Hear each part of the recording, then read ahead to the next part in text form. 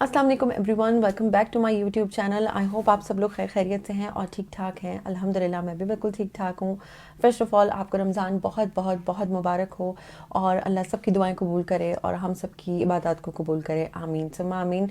Here in UK it's little bit different, little bit I say it's pretty much different because यहाँ पर रमज़ान होने का पता नहीं चलता जब तक आप घर में अपने वो इन्वायरमेंट क्रिएट ना करें कि yes Ramzan is here and we are going through with that month.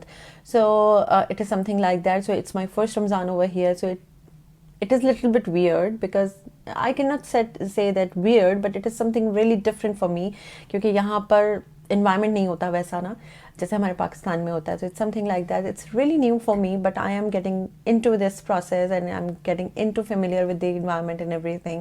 So अल्लाह करे कि सब चीज़ें अच्छे से हो जाएं. So आज का जो टॉपिक है उस पर हम बात करते हैं. मैंने सोचा कुछ ऐसी इन्फॉर्मेटिव वीडियो बनाई जाए जिसमें आप लोगों को कोई ना कोई इन्फॉर्मेशन मिले. So आज का टॉपिक आपको टाइटल देखकर पता चल गया होगा. आज का जो टॉपिक है वो है यहाँ पर आने के बाद जो सबसे पहले काम होते हैं वो आपको कौन कौन से करने होंगे. के बाद यहाँ आने से पहले आपको अपने माइंड में ये चीज़ रख के आनी चाहिए कि yes, we are going somewhere, we are migrating somewhere and we have to go through from different type of things which would be new for us. Definitely going to be a new area, new accommodation, new, each and everything will be new. So उसमें किन किन चीज़ों से गुजरना होता है उसके ऊपर आज हम बात करते हैं. जब मैं यहाँ पर आई थी तो my mind was very clear that I have to go through a very hard time. हर जगह में आपको एक ज़ीरो से स्टार्ट करना होता है. तो जनाब जो पहली चीज़ें यहाँ पे आके करने की होती हैं वो ये हैं. सबसे पहले आपको जब आप यहाँ पे आने वाले होते हैं तो आपका जब आप वीज़े के लिए अप्लाई करते हैं तो उसी वक्त जो है आपकी एक पिक्चर खींच ली जाती है इन दी एम्बेसी और इन लाइक पाकिस्तान में जैसे जेरीज़ वाले हैं या कहीं पे भी आप जाते हैं तो वहाँ पर आपकी एक पिक्चर जो है वो ले ली जाती है और उसके थ्रू जो है आपका BRP कार्ड रेडी होता है. जैसे हमारे पाकिस्तान में NIC कार्ड होता है वैसे यहाँ पर BRP कार्ड होता है. BRP कार्ड आपका वहीं से अप्लाई हो जाता है और वो आपको एक पोस्ट कोड दे देते हैं कि जहाँ पे आप जा रहे हैं, जिस एरिया में आप जा रहे हैं. लेट्स सपोज आप लंदन में जा रहे हैं, आप बर्मिंघम में जा रहे हैं, आप मैनचेस्टर में जा रहे हैं, तो वहाँ पर जाने के बाद आपको एक पोस्टल कोड दे दिया जाता है कि यहाँ पर जाके आप अपना BRP कार्ड कलेक्ट कर सकते हैं. So it is not like that कि आप यहाँ आएंगे BRP कार्ड के लिए अप्लाई करेंगे और फिर आपको BRP कार्ड मिलेगा. It's not like that. ये पाकिस्तान से ही अप्लाई हो जाता है और ईजिली हो जाती हैं सारी चीज़ें, आपको पता भी नहीं चलती. जब आप यहाँ आएंगे तो आपको एक पर्टिकुलरली जो डेट दी हुई होगी आप उस पर जाएंगे पोस्टल एड्रेस लेकर. वो पोस्ट ऑफिस होता है जहाँ से आपको जाकर अपना BRP कार्ड लेना होता है. तो वो आपकी सारी फैमिली मेम्बर्स का BRP कार्ड बनता है which is your identification. Okay, which is your identity. So उसको आपने संभाल के रखना होता है विद योर पासपोर्ट. तो ये यहाँ पर आने के बाद सबसे पहली चीज़ होती है. नेक्स्ट चीज़ होती है आपका bank account. Bank account is really very necessary over here because without bank account you will not be able to get your home, your accommodation. We will not be able to do any other thing because they always want your bank account. So here in UK, all over the UK, it is very easy to open an account in any bank. सारे bank बहुत अच्छे हैं. हम किसी को ये नहीं बोल सकते कि इसमें मत करवाओ, इसमें ये मसला है, इसमें बस all are equal. Okay, so you can go any bank for your new account. तो मैंने भी यही किया था. एक अकाउंट XYZ था, हम वहाँ चले गए थे और वहाँ जाके मैंने अपना अकाउंट जो है वो ओपन करवा लिया था. विदिन 4 to 5 days आपको जो है वो बैंक का कार्ड जो है वो मिल जाता है. उसी के ऊपर आप अपनी सारी ग्रॉसरी, अपनी सारी चीज़ें जो आप उसी के ऊपर कर रहे होते हैं. तो इट इज़ वेरी इजी. और फिर आप करेंसी भूल जाते हैं कि आपको ये होता है कि यार अब कैश क्या रखना, जब कार्ड है तो हर जगह यहाँ पर बस में हर जगह आपके पास कार्ड ही चल रहा होता है. सो इट्स लाइक दैट. तो आप आराम से जो है वो उस कार्ड को कैरी कर सकते हैं. अच्छा जी, ये कर लेने के बाद आपको करना ये है कि यहाँ पे आने के बाद फिर आपको अकोमोडेशन ढूंढनी है. जैसे मैं यहाँ आई थी तो I was living here in Airbnb house for 8 to 9 days with my family and with in 8 to 9 days I just go through with the process of accommodation. करना ये होता है कि आपको डिफरेंट वेबसाइट्स हैं, उसका लिंक मैं डिस्क्रिप्शन बॉक्स में भी डाल दूंगी. आपने बहुत सारी यूट्यूब वीडियोस भी देखी होंगी उसके अंदर उससे रिलेटेड. मैं आपको नाम बताती हूँ. लेट्स सपोज जूपला है, यहाँ पर राइट मूव है और ओपन रेंट है. ये वो सारी साइट्स हैं जहाँ पर आप आराम से अपनी अकोमोडेशन के लिए अप्लाई कर सकते हैं, घर ढूंढ सकते हैं. उसमें आपको डायरेक्ट लैंडलॉर्ड्स भी मिल जाएंगे. ओपन रेंट पे आपको डायरेक्ट लैंडलॉर्ड्स मिल जाएंगे जिनसे आप डायरेक्टली कन्वर्सेशन कर सकते हैं. और जो बाकी हैं जूपला और राइट मूव, उसमें जो है वो एजेंसीज इन्वॉल्व होती हैं, वो आपको घर से लेकर के ये ढूंढ के देती हैं. हमारे साथ भी यही हुआ था. हमने राइट मूव पे अप्लाई किया था और राइट मूव पे डालने के बाद आपको कोई ना कोई एजेंसी जो भी आपको घर पसंद आ रहा है आप उस पर क्लिक करते हैं और उसमें अपनी एप्लीकेशन सबमिट करते हैं, तो वहाँ से एजेंसी वाले आपको कॉल करते हैं और इन्फॉर्मेशन देते हैं कि yes these houses are available and if you are ready to view those houses और apartments, so you can book your view timings. तो यहाँ पर बाकायदा व्यू टाइमिंग और डेट डिसाइड होती है, आप उस पर्टिकुलरली डेट पर और उस पर्टिकुलर टाइम के ऊपर जो आपको पहुँचना होता है, and you can not be late more than 2 or 3 minutes। अगर आपको 5 बजे का टाइम दिया है तो आपको 5 बजने से 5 मिनट पहले वहाँ पहुँचना है, बिकॉज यहाँ पे किसी के पास भी टाइम नहीं होता, एंड दिस इज के you are 5 minutes late, so I don't have time right now, you have to book some other time for the viewing. So या इन सब चीज़ों से गुजरना पड़ता है। यहाँ पर हमारे पाकिस्तान की तरह नहीं, पाकिस्तानी भाई तो एक दूसरे की बहुत मदद कर देते हैं। तो व्यू होता है, व्यू करने के बाद अगर आपको वो घर पसंद आ जाता है तो फिर आप अपनी एजेंसी को बताते हैं कि yes we really want to have this house for our permanent accommodation, like for 6 months, for 1 year।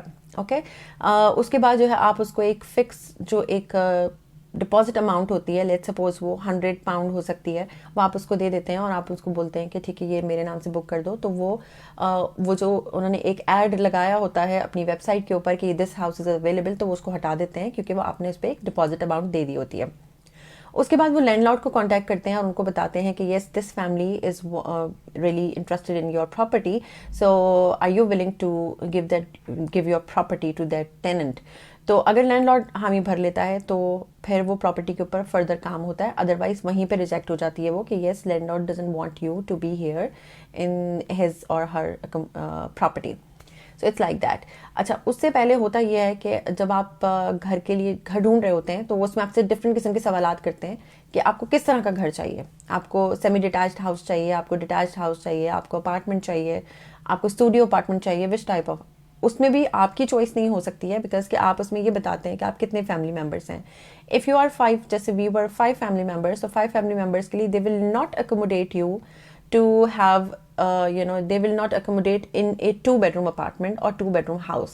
They will say you कि आप 5 family members हैं, you must have to have 3-bedroom apartment or 3-bedroom house. So ये इनके यहाँ एक इन्होंने बनाया हुआ है कि कोई भी एक घर के अंदर, छोटे घर के अंदर 5 या 6 लोग नहीं रहेंगे, बल्कि कम से कम 3 bedrooms होने चाहिए या 4 bedrooms होने चाहिए। It's something like that. So you have to go through according to their process. हमने भी यही किया। हमने शुरू में सोचा कि नहीं यार अभी नए नए हैं तो 1-2 कमरे के घर में गुजारा कर लेते हैं, आहिस्ता आहिस्ता हम कुछ ना कुछ कर लेंगे, but they said this is not the process, this is not the routine, so you can not do that. तो फिर हमने जो है वो ठीक है हमने क्या करते हैं, फिर हमने 3 bedrooms का जो है वो घर सेमी डिटैच्ड हाउस है जिसमें मैं रह रही हूँ, सो फिर हमने वो बुक किया था। तो इस तरह से होता है।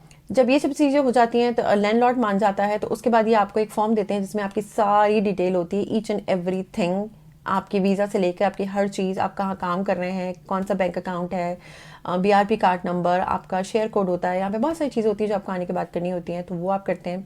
वो करने के बाद आप उनको देते हैं और उसमें फिर वो आपसे मांगते हैं 2 रेफरेंस ये होते हैं कि एक तो जहाँ आप काम कर रहे होते हैं उसका रेफरेंस ये लोग मांगते हैं कि वो आप उसका रेफरेंस दें हमको, ताकि हम जो है उनसे कोऑर्डिनेट कर सकें और हम आपसे पूछ सकें भाई ये फलाना बंदा आपके पास काम करता है या नहीं करता है। तो एक तो आपको करंट रेफरेंस चाहिए होता है यूके का ही, और दूसरा आपको फ्रेंड रेफरेंस चाहिए होता है। किसी भी आप अपने फ्रेंड या फैमिली मेम्बर, अपनी फर्स्ट फैमिली मेम्बर का आप नंबर नहीं दे सकते, किसी भी फ्रेंड का या किसी भी नेबर का आप नंबर दे सकते हैं। सो ये 2 रेफरेंस उनको चाहिए होते हैं। If they want any guarantor for your application, तो वो फिर गारंटर भी मांगते हैं, आप किसी भी को भी गारंटर बना सकते हैं अपनी एप्लीकेशन के लिए। वो अप्लाई करते हैं, वो हो जाता है। होमलेट वाले इसमें इन्वॉल्व होते हैं। होमलेट एक ऐसी एजेंसी होती है जो इन सारी चीज़ों को हैंडल कर रही होती है। जब वो इसको हामी भर देती है तो फिर आपको जो है वो एजेंसी कॉल करती है कि okay you are ready for the accommodation, and फिर वो आपको कोई एक पर्टिकुलर दिन देती है और पर्टिकुलर टाइम देती है कि at that time and at that particular day you can come to our office to collect your keys.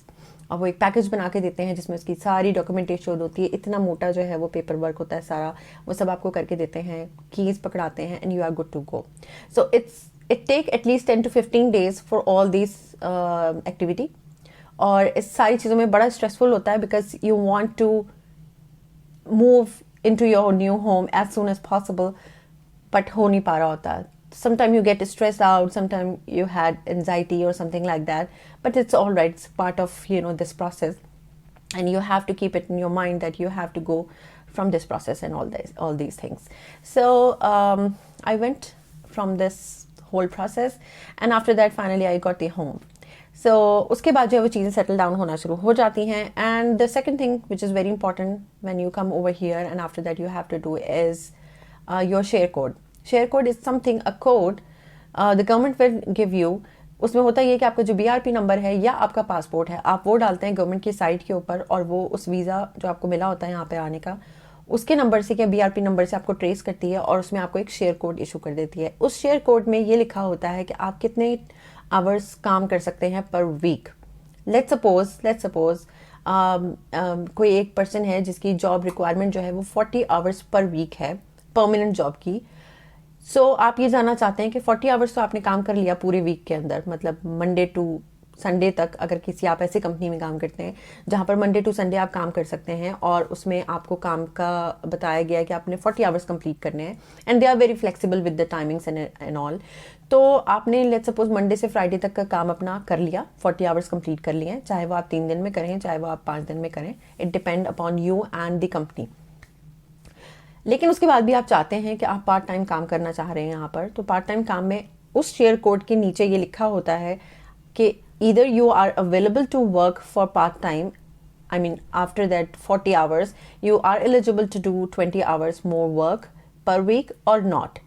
If it is mentioned that you are allowed to work for 20 hours except your 40 hours work, तो फिर तो it is good कि आप eligible होते हैं. अगर share code में नीचे लिखा हुआ है कि आप अपने 40 आवर्स जो आपकी फिक्स जॉब है उसके अलावा आप काम नहीं कर सकते, तो you will not be allowed to do that.